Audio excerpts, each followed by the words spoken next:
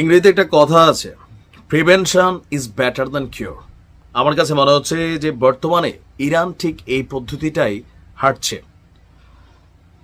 আরব রাষ্ট্রগুলোর বিশ্বাসঘাতকতা, অবন্ধুসুলভ আচরণ বা বন্ধু হয়ে যেখানে বন্ধুকে সাহস যোগাবে সেইখানে যখন মানে এমন এমন চিঠি পাঠানো হয় যে দেখো যে কোনো সময় ঘটনা ঘটাই দেবে, তোমরা তাড়াতাড়ি এই চুক্তিতে রাজি হয়ে যাও, যদি রাজি না হও তখন আমাদেরকে কিছু বলতে পারবা না।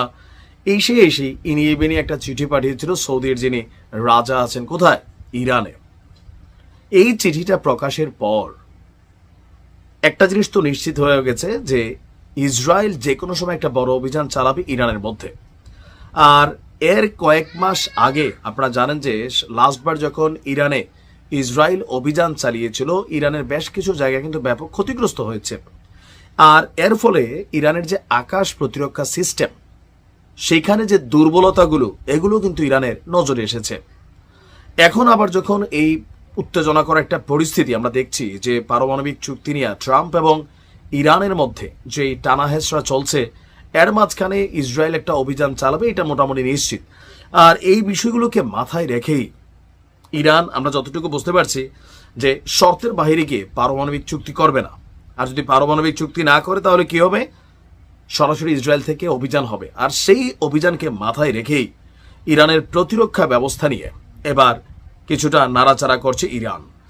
যে কোনো সময় ইরানে অভিযান চালাবে ইসলি, এটা আপনি নিশ্চিত থাকেন। সম্প্রতি ইসরায়েলি হামলার মুখে ইরানের আকাশ প্রতিরক্ষা ব্যবস্থার যে দুর্বলতাগুলো পেয়েছিল, এরই পরিপ্রেক্ষিতে তেহরান তাদের সামরিক সক্ষমতা পুনরুদ্ধারে দ্রুত পদক্ষেপ নিচ্ছে। 2024 সালের অক্টোবর এবং এপ্রিলে ইসরায়েলি বিমান হামলায় ইরানের উন্নত ভূমি থেকে আকাশে নিক্ষেপযোগ্য ক্ষেপণাস্ত্র ব্যবস্থা এবং রাডার ক্ষতিগ্রস্ত হয়। বিশেষ করে রাশিয়ার তৈরি S-300 আকাশ প্রতিরক্ষা ক্ষতিগ্রস্ত হয়। আর এর পরপরই এখন আমরা দেখছি যে এবার ইরানের যিনি চিফ অফ স্টাফ আছেন মোহাম্মদ বাঘেরি, তিনি বলছেন যে এই মুহূর্তে দেশের আকাশ প্রতিরক্ষার সক্ষমতা এবং প্রস্তুতির উল্লেখযোগ্য উন্নতি ঘটনা হয়েছে এবং কয়েক গুণ আগের তুলনায় আকাশ সীমাকে নিরাপদ করা হয়েছে, তিনি আশ্বস্ত করেছেন।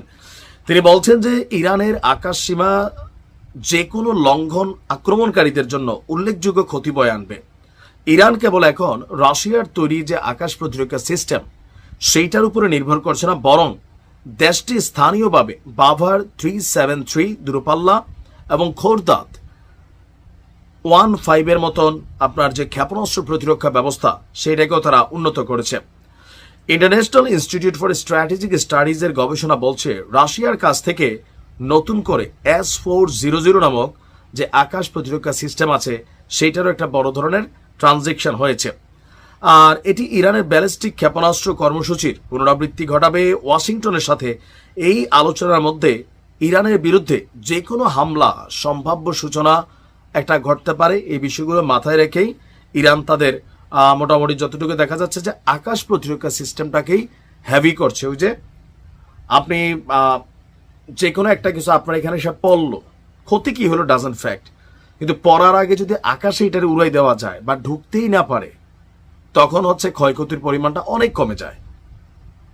পরবর্তী সময় পাল্টা হামলা করবে, পাল্টা রিয়েকশন করবে, অভিযান চালাবে। বাট প্রথম কাজটা হচ্ছে যে ইরানের পারমাণবিক স্থাপনাগুলো কিন্তু এবার টার্গেট একদম স্পষ্ট। বিভিন্ন গোয়েন্দা তথ্য, প্রতিরক্ষা তথ্য বা মার্কিন যুক্তরাষ্ট্রের বিভিন্ন স্টেটমেন্ট কিন্তু বলছে যে ইরানের পারমাণবিক স্থাপনাগুলোকেই টার্গেট করবে আর 100% করবে। সো ইরানের যেটা মূল শক্তি পারমাণবিক ইস্যু, যেটা নিয়ে আমেরিকা এখনো তারে ওইভাবে ঘাটতেছে না, সো এটা সর্বোচ্চ নিরাপত্তা নিশ্চিত ইরানের উচিত আরও সিকিউরিটি সিস্টেম আপডেট করা, টাইট করা। দেখা যাক কি হয়, তবে পরিস্থিতি ঘোলাটে আকার ধারণ করছে। ভালো থাকুন।